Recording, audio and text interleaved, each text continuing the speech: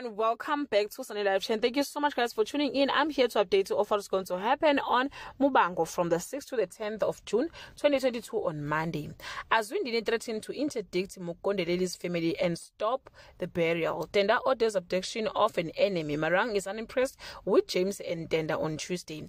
Azwindini gets someone to Zufoni. James tells the principal half-truth. Susan meets Zama on Wednesday. Tenda's handiwork surfaces. James gets an offer of a lifetime. Susan gets pampered on Thursday.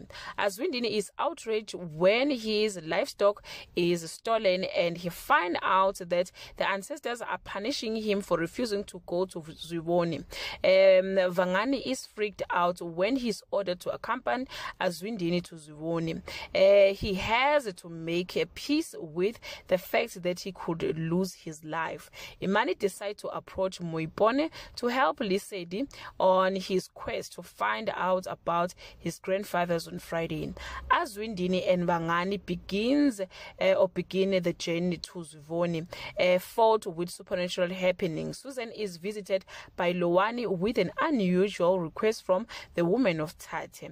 James finds out Imani took Lisedi to find out about his grandfather in one of the last places he would want Lisedi to go.